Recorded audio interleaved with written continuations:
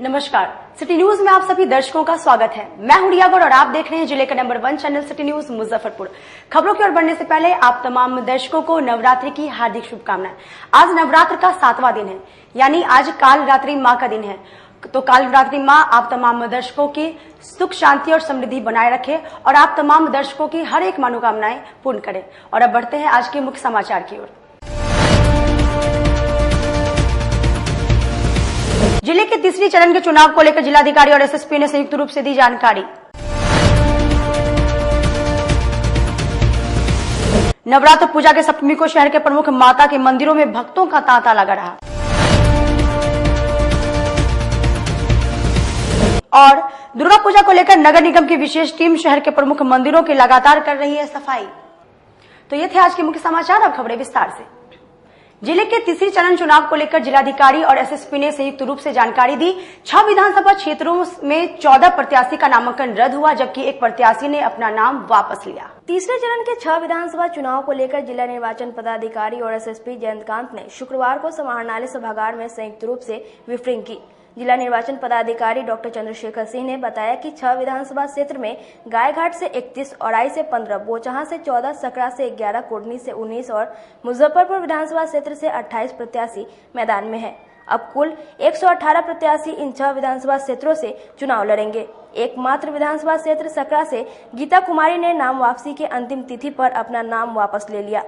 हम लोगों के जिले में तीसरे चरण में कुल 6 विधानसभा में चुनाव होना है और इसमें हम लोगों का गायघाट, औराई, बोचहा, सकरा, कुढ़नी और मुजफ्फरपुर विधानसभा क्षेत्र हैं और इनका जो है नामांकन का आज जो है एक तरह से नाम वापसी का अंतिम तिथि थी।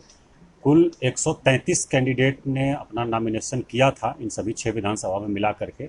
स्क्रूटनी के समय 14 लोगों का नामांकन पत्र अस्वीकृत हुआ था और आज एक कैंडिडेट ने नाम वापस लिया है सकरा में।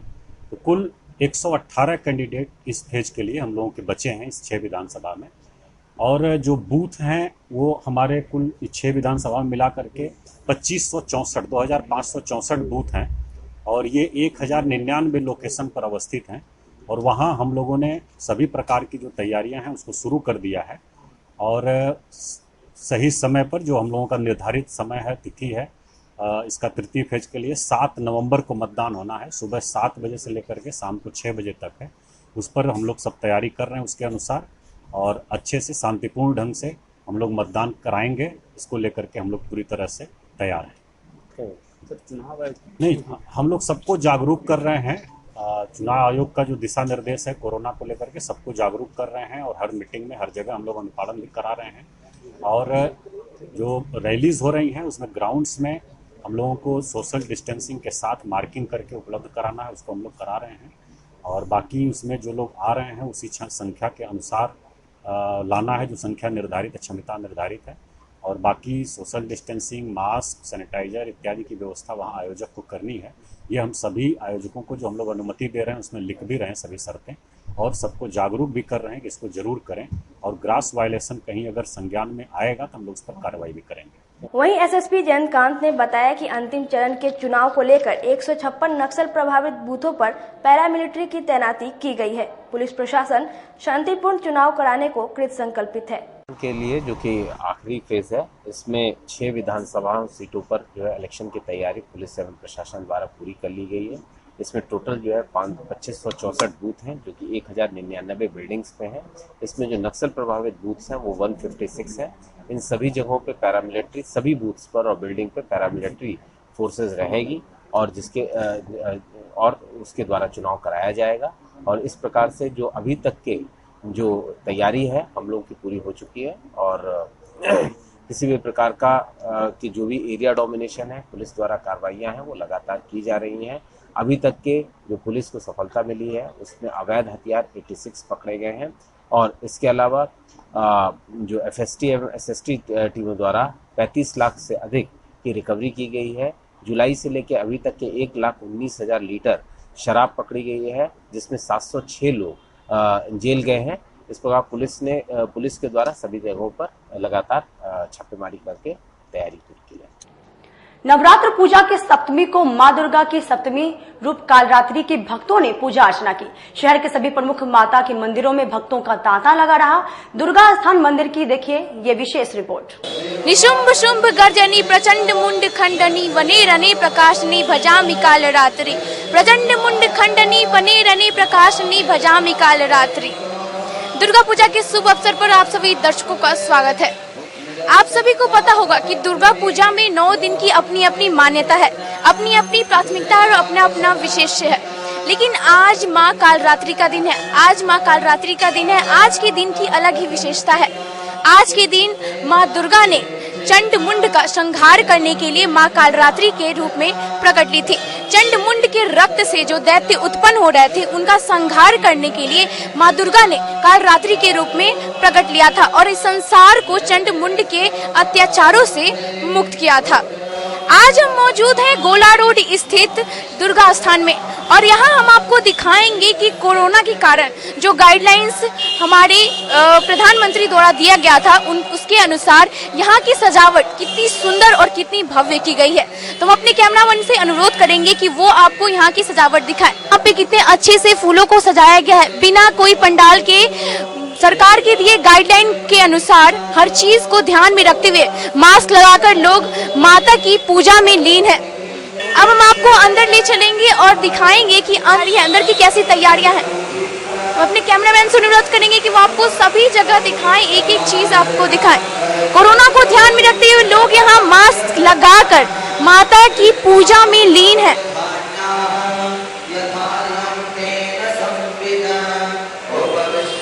आप देख रहे हैं माता का यहाँ कलश स्थापना किया गया है। कितना भव्य लग रहा है, ये देखने से ही कितना सुंदर प्रतीत हो रहा है। मन को शांति मिल रही है। माता का कलश देखकर मन को बहुत शांति मिलती है और ये कितना मनमोहक लग रहा है, आप देखती। अब हम यहाँ के पंडित जी से बात करेंगे और जानेंगे आज के दिन की विशेष महत्व क्या है। आज के दिन क्या माता को ज्यादा भाता है, आज के दिन माँ का किस विशेष विधि से पूजा किया जाता है, कौन सा वस्त्र पहनकर उनकी पूजन की जाती है। आइए हम यहाँ के पंडित जी से जानेंगे। आज माँ कालरात्रि का दिन है, आज माँ की पूजन विधि का विशेष विधि क्या है? आज माँ का जो है महानिशा पूजा होगा। महानिशा पूजा करने से सबकी आकांक्षाओं की पूर्ति हो जाती है। उसमें आज 1000 कमल के फूल से माँ की आराधना की जाएगी। फिर उसके बाद 56 प्रकार के भोग लगेंगे। फिर बलि दिया जाता है। तो बलि 2 प्रकार का होता है, एक सात्विक, एक राजसी। सात्विक बल में हम लोग कोहड़े का कुष्मांड का बलि देते हैं और जो लोग तांत्रिक लोग हैं वो बकरे वकरे का बल देते हैं। इसी तरह से करके माँ की आराधना की जाती है। और कौन सा ऐसा वस्त्र है जो पहनकर माँ की पूजा करके उनको लुभाया जाए? बस वो आप पीताम्बर पहनते हैं लोग, पीताम्बर पहन करके उनकी पूजा होती है और उसी निष्ठा से माँ की आराधना की जाती है। इस मंदिर की मान्यता क्या है पंडित जी? ये मंदिर बहुत प्राचीन है, गोला स्थान का, और बड़ा सिद्ध पीठ है। और यहाँ प्रतिवर्ष सतचंडी का पाठ माँ के लिए होता है। वो जो नीचे पूजा होती थी वह हर साल यहीं होती थी। इस साल कुछ सरकारी व्यवस्था के नाते कुछ हमारी जो है व्यवस्था छिन्न भिन्न हो गई है। आधा नीचे है, आधा ऊपर है। ये भी शायद नहीं होने वाला था। कल कुछ आदेश कमेटी वाले लेकर के आए हैं, इसके परिपालन में कराया जा रहा है। कुछ लोग नीचे कर रहे हैं, कुछ लोग ऊपर कर रहे हैं। उसे बांट दिया गया है। पाठ तो पूरा करना है, बिना पाठ पूरा किए हुए फल नहीं मिलता है। 108 पाठ होता है पूरे नवरात्र में। अच्छा, एक आखिरी सवाल पंडित जी, कोरोना की वजह से दुर्गा पूजा पे क्या फर्क आया है? अरे बहुत फर्क आया है। इससे तो सरकार के प्रति भी लोगों की उदासीनता है कि नेता लोग आते हैं, हजारों लोग जुड़ जाते हैं तो वहाँ कोरोना नहीं लगता है, और यहाँ यदि 150 लोग आ जाते हैं तो कोरोना लग जाता है। इससे सरकार के प्रति एक ईर्ष्या फैलती है मनुष्य लोगों में। पहले किसी काम को करने के पहले अपना पालन करना चाहिए, तब हम दूसरे को उपदेश दें। इससे तो बहुत फर्क पड़ गया। लेकिन हम लोगों का तो कोई फर्क नहीं है। माँ की आराधना करना है निष्काम भाव से, माँ से कुछ मांगना नहीं चाहिए। बच्चा माँ से दूध नहीं मांगता है, माँ को अपने आप उसकी है कि हमको दूध पिलाना है, हमको इसको भोजन कराना है। तुम बच्ची हो तो माँ को यह है कि इसको शादी करना है। तो माँ तो अपने आप सब इच्छा को जानती है, निस्वार्थ से करो। बहुत बहुत शुक्रिया पंडित जी। जैसा कि आपने सुना, पंडित जी ने कहा माँ से कुछ मांगना नहीं चाहिए। माँ सबकी मन की बात जानती है, वो सबकी मन की बात पूर्ण करती है। अगर श्रद्धा आपकी सच्ची हो तो माँ आपके मन की बात जानकर उसे जरूर पूर्ण करेगी। आज सप्तमी है, आज माँ काल रात्रि का दिन है। माता का मुख खुल चुका है और माता का द्वार भी सज चुका है। जैसा कि हमने आपको दिखाया, यहाँ भक्तों की भीड़ जुट चुकी है और यहाँ भक्त कोरोना को देखते हुए सोशल डिस्टेंसिंग का पालन करते हुए मास्क पहनकर माता की भक्ति में लीन है। यहाँ के श्रद्धालुओं से हम जानेंगे कि कोरोना काल की वजह से यहाँ इन्होंने पूजन किया और सोशल डिस्टेंसिंग का पालन करते हुए इन्होंने पूजा किस प्रकार की। बहुत अच्छा लग रहा है। हाँ, अच्छा लग रहा है। ये बताइएगा माँ चाची कि आज कोरोना की वजह से यहाँ का जो तैयारियां हैं वो कैसी? बहुत खराब, अच्छा लग रहा है। बस कोरोना के चलते दिक्कत हो रहा है आदमी के। बहुत अच्छा लग रहा है। माता का मुख खुला है, आज कैसा लग रहा है? बहुत अच्छा लग रहा है, लेकिन आज थोड़ा कोरोना की वजह से खराब लग रहा है कि मेला उला कुछ नहीं लगा है, एकदम उत्सव खराब हो गया। कोरोना है चल रहा है और हर साल की तरह दुर्गा पूजा इतना धूमधाम से मनाया जाता था। लग रहा है इस बार ना, इस बार पूरा एकदम सुना हो गया है ना कोरोना के वजह से। आज थोड़ा अच्छा लग रहा है, हल्का। माता का मुख खुला है। हाँ, आज थोड़ा अच्छा लग रहा है। कोरोना को देखते हुए क्या आप लोग सोशल डिस्टेंसिंग का पालन करते हुए माता की पूजा कर रहे हैं, तो कैसा लग रहा है आप लोग को माता की पूजा करके? अच्छा लग रहा है, सब कुछ अच्छा हो रहा है। पिछले साल के बतौर और इस साल में क्या फर्क है? अब कोरोना काल की वजह से इस साल में क्या फर्क है और पिछले साल में क्या? पिछले साल बहुत अच्छे से तैयारी हुआ था, पूरा पंडाल लगा। इस बार हम लोग सोशल डिस्टेंसिंग का पालन करते हुए पूजा कर रहे हैं, जैसा कोरोना वायरस को देखते हुए। इस साल तो कोरोना है, तो पिछले साल के मुताबिक और इस साल में क्या फर्क है? इस बार शांति है। इस सप्तमी के दिन आप सभी दर्शकों को गोला रोड स्थित दुर्गा स्थान का दर्शन करवाया, यहाँ के लोगों से बातचीत की और यहाँ के पुजारी जी से यहाँ की आस्था जानी। आज के लिए बस इतना ही। कल फिर हम लोग आपको अष्टमी के दिन मुजफ्फरपुर स्थित देवी मंदिर का दर्शन करवाएंगे। कैमरामैन विजय के साथ मैं अर्पिता परमार, सिटी न्यूज मुजफ्फरपुर। अहियापुर थाना क्षेत्र के दादर पुल के समीप अनियंत्रित कार ने स्कूटी सवार 2 को उड़ाया। 2 लोग गंभीर रूप से घायल हुए, जिसे निजी अस्पताल में भर्ती करवाया गया है। जिले में रफ्तार का कहर जारी है। गुरुवार की देर रात अहियापुर थाना क्षेत्र के दादर पुल के समीप एक कार अनियंत्रित होकर स्कूटी सवार को ठोकर मार दी। इस घटना में स्कूटी सवार व्यक्ति गंभीर रूप से घायल हो गए तथा स्कूटी पूरी तरह क्षतिग्रस्त हो गई, जिसके बाद स्थानीय लोगों ने घायल स्कूटी सवार को इलाज के लिए एक निजी अस्पताल में भर्ती करवाया। इधर घटना की सूचना मिलते ही अहियापुर थाना अध्यक्ष दल बल के साथ मौके पर पहुंच मामले की छानबीन कर कार को जब्त कर लिया है। पुलिस ने बताया कि घायलों के आधार पर बयान दर्ज कर आगे की कार्रवाई की जाएगी। विधानसभा चुनाव को लेकर जिला पुलिस द्वारा लगातार चेकिंग अभियान चलाया जा रहा है। जिले में अपराधियों पर नकेल कसने के लिए जिला पुलिस लगातार अभियान चला रही है। इसी क्रम में शुक्रवार को नगर थाना की पुलिस व एसएसबी के जवानों ने संयुक्त रूप से शहर के विभिन्न इलाकों में सघन वाहन जांच अभियान चलाकर बगैर हेलमेट के घूम रहे वाहन मालिकों से जुर्माना वसूला। मौके पर मौजूद नगर थाना के पदाधिकारी रवि गुप्ता ने बताया कि वरीय पुलिस अधीक्षक के निर्देश पर यह अभियान चलाया जा रहा है। अभियान के दौरान संदिग्धों पर विशेष नजर रखी जा रही है, साथ ही बगैर नंबर प्लेट के वाहन को पकड़कर जुर्माना वसूला जा रहा है। इसी क्रम में आज दर्जनों वाहन मालिकों से जुर्माना वसूला गया है। आगामी विधानसभा चुनाव के मद्देनजर रखते हुए सघन वाहन जांच अभियान चलाया जा रहा है। इसमें अपराधियों पर विशेष नजर रखा जा रहा है और ट्रिपल लोडिंग वगैरह वगैरह को देखते हुए हम लोग फाइन भी कर रहे हैं। वरीय पदाधिकारी के निर्देशानुसार ही अभियान लगातार चल रहा है और आगे भी चलते रहेगा। क्या कोई अभी तक उपलब्धि मिल पाई है? उपलब्धि हम लोग अपराधियों पर नजर रख रहे हैं, कोई अपराधी इस रास्ते से नहीं गुजरे, किसी प्रकार क्राइम नहीं हो, अपराध पर अंकुश लगाना ही हम लोग का प्रथम प्राथमिकता है कि शांतिपूर्ण विधानसभा चुनाव हम लोग संपन्न करा सकें। खासकर से जो बाइक सवार जो शहर में घूमते हैं उन लोग पर विशेष नज़र हम लोग रख रहे हैं। उनके लिए क्या संदेश रहेगा?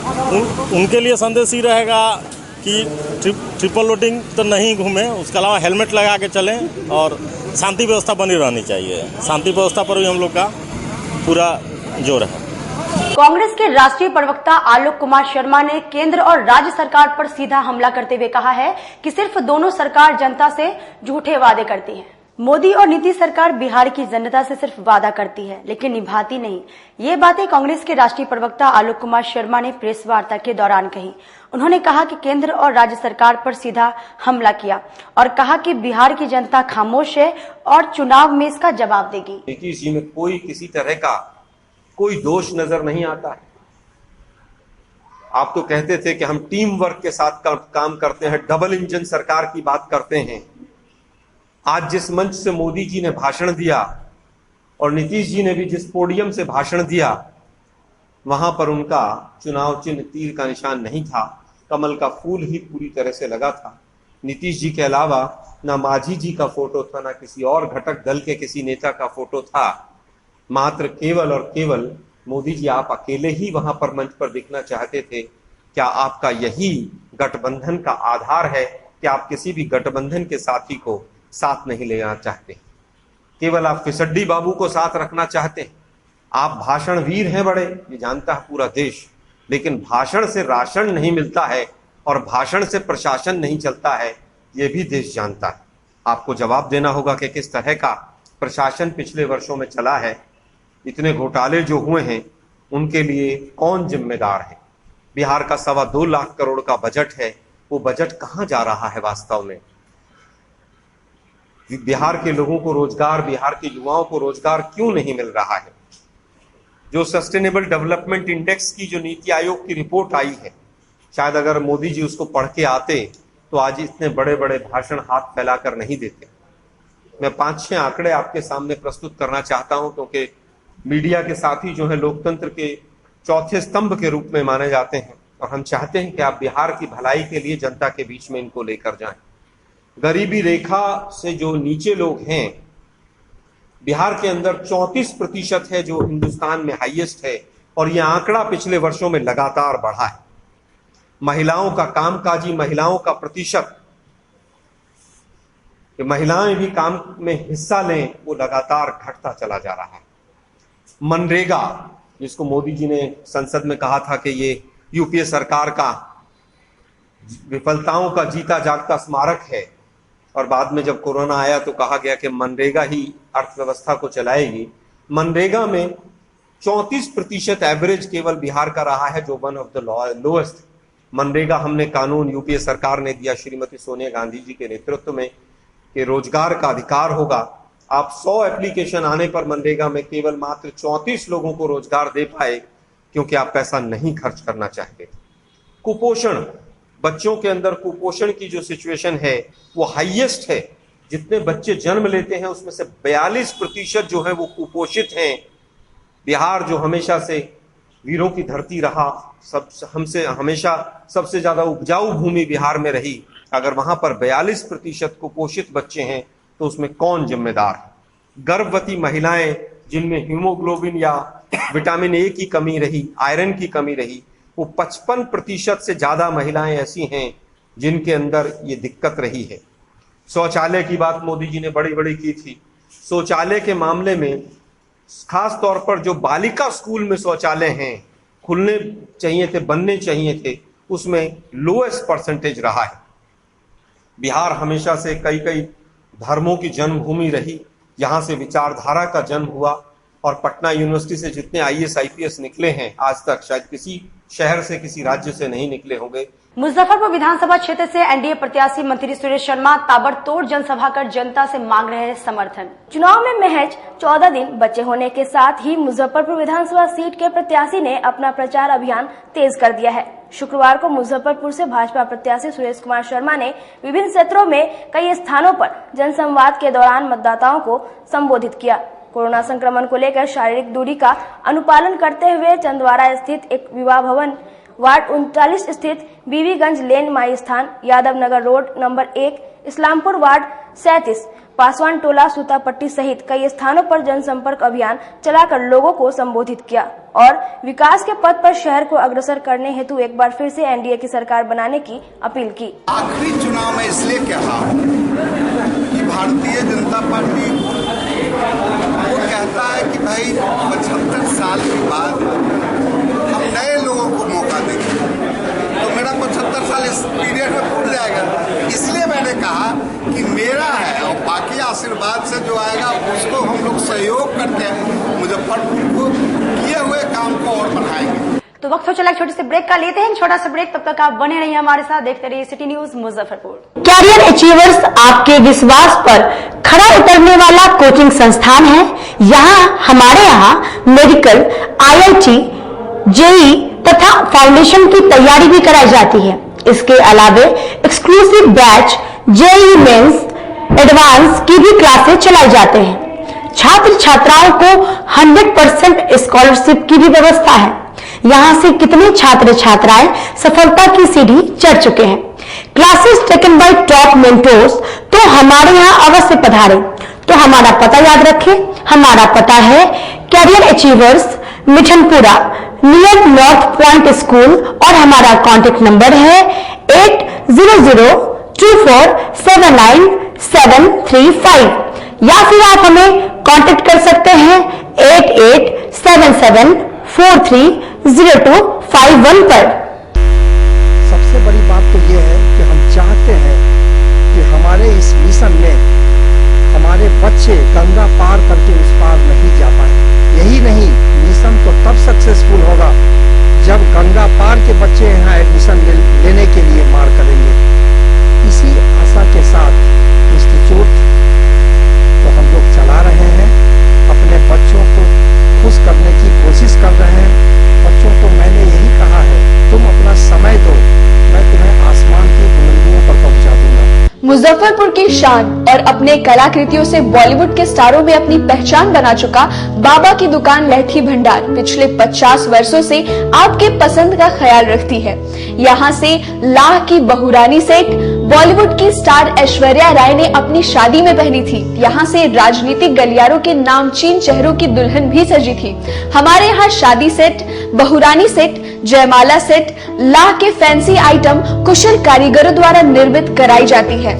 इसके अलावा चूड़ा सेट, कंप्यूटर चूड़ा, कुंदन चूड़ा, वाटरप्रूफ चूड़ा, चुंदरी 3 बुंदिया, बंग बंगरी, हिंगलू, ताक चूड़ा, जंगली चूड़ा का भी निर्माण अपने कारीगरों द्वारा कराती है।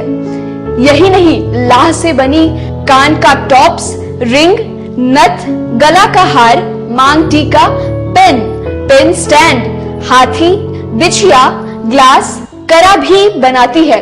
तो एक बार हमारे यहाँ अवश्य पधारे। बाबा की दुकान लहठी भंडार, इस्लामपुर, मुजफ्फरपुर। हमारा कॉन्टेक्ट नंबर है 9308620444। 40-50 साल से जो हमारी दुकान है, ये बाबा की दुकान लहठी भंडार, समझे ना, पुश्तैनी हम लोग का काम ही है। और हमारे यहाँ जो है जितने भी है, जैसे कि ऐश्वर्या राय के यहाँ लहठी गया, हमारा सचिन के यहाँ गया है, और आपके जो है तेज प्रताप सिंह, अभी लालू प्रसाद के लड़के की शादी हुई है, उसमें भी लहठी भेजा गया था। और हमारे यहाँ जो है ना बहुरानी सेट है, जैसे कि है कुंदन सेट है, और जैसे कि हम लोग जो डिज़ाइन जो है सेलेक्ट करते हैं जो लगन के ऊपर जो है, जैसे कि कस्टमर का चॉइस देखते हैं हम लोग हैं, उसी टाइप से हम लोग जो है माल तैयार करते हैं। और कलर है मैचिंग, हमारे यहाँ सबसे विशेषता है कि हर तरह के लहंगे का जो है ना मैचिंग तुरंत हैंड टू हैंड हम लोग लगा के दे देते हैं। हम पढ़ाते नहीं, हम बच्चों में विश्वास जगाते हैं। Christ Jyoti international school, based on CBSE curriculum with co-education. इस स्कूल में प्रत्येक विषयों के लिए अनुभवी शिक्षकों का समूह है। विद्यार्थियों को अलग से ट्यूशन पढ़ने की आवश्यकता बिल्कुल नहीं है। बच्चों को प्रत्येक विषयों के लिए अलग से अतिरिक्त कक्षाएं दी जाती हैं। साइंस और कंप्यूटर लैब की व्यवस्था के साथ उत्तम खेल कूद के लिए बड़ा सा कैंपस भी है। नर्सरी के बच्चों को खेल कूद की विधि से पढ़ाई जाती है। केंद्रीय माध्यमिक शिक्षा बोर्ड पर आधारित पाठ्यक्रम से कक्षा प्ले हाउस व नर्सरी से अष्टम वर्ग तक ये नामांकन प्रारंभ है। तो नामांकन के लिए तुरंत संपर्क करें। हमारा पता है Christ Jyoti international school, Dharmodaya स्थली, माधोपुर सुस्ता, मुजफ्फरपुर। ग्रुप में ज्वाइन किया क्राइस्ट ज्योति स्कूल को, और यहाँ की व्यवस्था, यहाँ के पेरेंट्स सारे लोग पूरी तरह से बच्चों की पढ़ाई के प्रति जो केयरलेस थे, मैंने उन्हें जागरूक करने की कोशिश किया और उस व्यवस्था को बदलने के लिए मैं हर संभव प्रयास करती हूँ। जहाँ तक हो पाएगा मैं इसे आगे बढ़ाऊंगी, इसे आगे बढ़ाना ही मेरा कर्तव्य है। ब्रेक के बाद एक बार फिर से आप सभी का स्वागत है। आइए बढ़ते हैं अगली खबरों की ओर। दुर्गा पूजा को लेकर शहर के माता के प्रमुख मंदिरों में नगर निगम की विशेष टीम ने लगातार सफाई अभियान चला रही है। दुर्गा पूजा और दीपावली इत्यादि त्योहारों को लेकर नगर निगम शहर को स्वच्छ और सुंदर बनाने की कवायद में जुटा है। शहर की सड़कों के सभी जानलेवा गड्ढों को भरा जा रहा है। साथ ही सड़कों, चौक चौराहों पर स्वच्छता को लेकर विशेष सफाई अभियान चलाया जा रहा है। दुर्गा पूजा को लेकर सभी दुर्गा मंदिरों के आसपास विशेष सफाई अभियान चलाया गया। मेयर सुरेश कुमार ने अंचल निरीक्षकों को तेजी से कार्य करने का निर्देश दिया है। दीपावली से पहले सभी स्ट्रीट लाइटों को भी दुरुस्त कर दिया जाएगा। उन्होंने बताया कि त्योहारों में आम दिनों से अधिक कचरा निकलता है, जिससे निपटने के लिए नगर निगम ने अपनी कमर कस ली है। कि नगर निगम कभी छुट्टी में जाता नहीं है। हम लोगों का काम है सफाई करना, शहर का सफाई करना, और उससे भरसक हम लोग कोशिश कर रहे हैं और प्रयासरत है और करते हैं। पहले से मैं कहते आ रहा हूँ हम लोग का जॉब थैंकलेस जॉब है, इसलिए जो है सो नगर निगम कभी छुट्टी में नहीं रहता है। और विशेष सफाई अभियान, चूंकि पर्व है, इसमें विशेष सफाई अभियान। दीपावली के बारे में आप लोग जानते हैं कि दीपावली जो है सो सफाई का पर्व होता है, और उसमें हम लोग विशेष पहल करके रात्रि हो सुबह हो सर्व सफाई, हमारे जो भी पदाधिकारी हैं नगर निगम में, नए नगर आयुक्त हैं, वो भी बढ़िया हैं, बढ़िया हमेशा जहां बुलाइए वहां जाते हैं और अच्छा काम कर रहे हैं और करेंगे। आम दिनों के मुकाबले पर्व में ज़्यादा कचरा घरों से निकलता है, तो सड़कों पे भी ज़्यादा कचरा दिखता है, तो उसके निपटारे के लिए क्या है? ये बात सही है कि आम दिन की अपेक्षा दीपावली में सही ज़्यादा कचरा निकलता है, क्योंकि घर का सफाई करते हैं। इसके लिए आपने पढ़ा होगा, हम लोगों ने आदेश किया था, फोकलिन मशीन आ गई है। जो रोतनिया में डंपिंग पॉइंट है, थोड़ा डंपिंग पॉइंट में इशू था, उसको हम लोग क्लियर करवा रहे हैं। और चूंकि कूड़ा गिरने की जगह वहाँ है, तो कूड़ा वहाँ गिरना शुरू हो जाएगा, ऑटोमेटिक सारा शहर का कूड़ा निकल जाएगा। इसमें निश्चिंत रहें शहरवासी, कहीं से कोई कोताही नहीं बरती जाएगी। कोई भी दिक्कत हो, मैं बैठा हूँ, मेरे नगर बैठे हुए हैं, फोन करें, हम 24 घंटा अवेलेबल रहते हैं। बोचहा विधानसभा क्षेत्र से एनडीए की वीआईपी प्रत्याशी मुसाफिर पासवान ने अपना जनसंपर्क अभियान तेज कर दिया है। बोचहा विधानसभा क्षेत्र से एनडीए वीआईपी के प्रत्याशी मुसाफिर पासवान ने अपना जनसंपर्क अभियान तेज कर दिया है। मुसाफिर पासवान ने शुक्रवार को बोचहा विधानसभा क्षेत्र में कई जगहों पर जनसंपर्क किया। बोचहा मठ के जनसंपर्क में काफी संख्या में लोग शामिल हुए। मुसाफिर पासवान ने कहा कि बोचहा की जनता हमारे साथ है और हमारे साथ कदम से कदम मिलाकर चल रही है। और जनता का भी हमारे पास बहुत कम है। हम तो 424 आदमी को टिप्पणी स्वस्थ कर दी, 1 लाख रुपया महीना और 55 लाख रुपया रिटायरमेंट मिलता है। और दूसरा इसमें आए अभी 46,000 आदमी हमारे यहाँ काम करता है। जो आदमी 75 से लेकर लगभग उनका उम्र 46 साल काम करते हैं। अब गया बुआ, क्या लग रहा है अभी जमीनी स्तर पर, क्या लग रहा है कार्यकर्ता सम्मेलन कर रहे हैं, बैठक टोटल हमारा है एकदम टोटल वीआईपी मुकेश बाबू, दूसरा कोई नहीं। लोगों का समर्थन क्या मिल रहा है? एकदम खुशी से लोग समर्थन दे रहे हैं, माँ बहन भाई सब दे रहे हैं। क्या आश्वासन दे रहे हैं जनता को? जिताने का, एकदम जिताने का, और जीत गए हम लोग, जीत गए। हम पहले ही हम बोलते, एक सेकंड आपका भी होगा।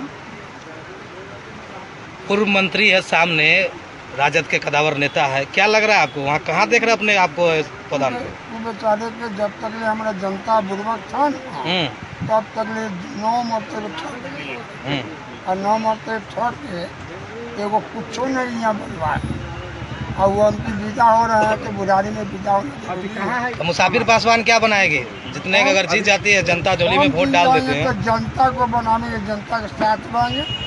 मीनापुर विधानसभा क्षेत्र से रालोसपा प्रत्याशी प्रभु कुशवाहा ने गंज बाजार में चुनावी कार्यालय का शुभारंभ किया। एक तरफ जहां पक्ष और विपक्ष बेरोजगारी को मुद्दा बना रहा है, वहीं रालोसपा द्वारा शिक्षा के मद्देनजर जनता से वोट मांगा जा रहा है। शुक्रवार को मीनापुर विधानसभा क्षेत्र से रालोसपा के प्रत्याशी प्रभु कुशवाहा ने अपने चुनावी कार्यालय का शुभारंभ गंज बाजार में किया। इस दौरान भारी भीड़ मौजूद रही। मीनापुर से रालोसपा के प्रत्याशी प्रभु कुशवाहा ने बताया कि शिक्षा के द्वारा ही बदलाव संभव है। उनके पार्टी के राष्ट्रीय अध्यक्ष उपेंद्र कुशवाहा शिक्षा को लेकर जनता के बीच जनता की अदालत में उतरे हैं। उनका लक्ष्य है कि सरकारी स्कूल में भी प्राइवेट स्कूल की तरह पढ़ाई हो। यहाँ के जो हैं वो बिल्कुल पूर्व में और अभी जो वर्तमान में जो माननीय विधायक जी हैं बिल्कुल उब चुका है। केवल मीनापुर में लूट खसोट का कार्यक्रम चल रहा है, कोई विकास कहीं कुछ दिखता नहीं है और भ्रष्टाचार यहाँ चरम पर है।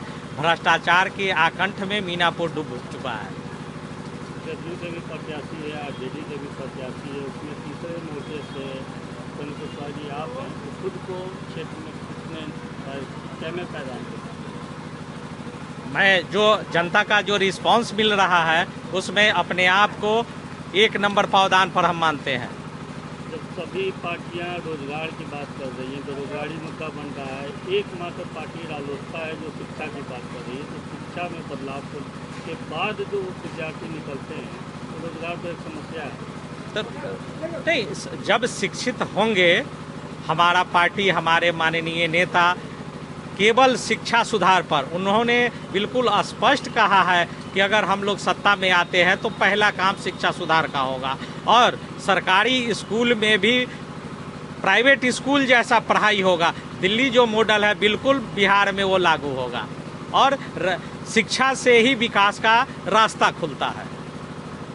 रालोसपा की बात करें तो एनडीए में भी रही है, महागठबंधन में भी रही है और अब तीसरे मोर्चे में थर्ड फ्रंट में, तो चुनाव में दलगत राजनीति जो चल रही है उससे कितना असर पड़ेगा? नहीं, इससे असर नहीं पड़ेगा।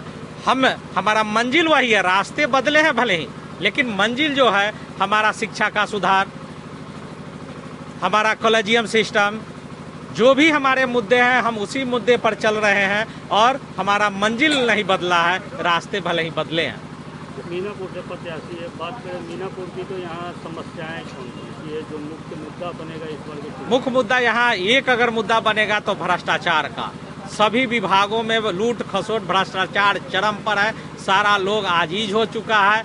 सभी लोगों का प्रयास है कि एक ईमानदार आदमी को कुर्सी पर बैठाएं। सिटी न्यूज के खास कार्यक्रम किस्सा कुर्सी का में गजपा के राष्ट्रीय अध्यक्ष अशोक कुमार झा ने बेबाकी से अपनी बात रखी। नमस्कार, मुजफ्फरपुर सिटी न्यूज के खास कार्यक्रम किस्सा कुर्सी में आप तमाम दर्शकों का स्वागत है। आज हम एक ऐसे शख्स के पास पहुंचे हैं जो कि पहचान के मोहताज नहीं है। इन्होंने अपनी राजनीतिक धुरी 2002 से शुरू की और जिले में एक सामाजिक कार्यकर्ता के रूप में उभरे, खासकर औराई विधानसभा क्षेत्र में।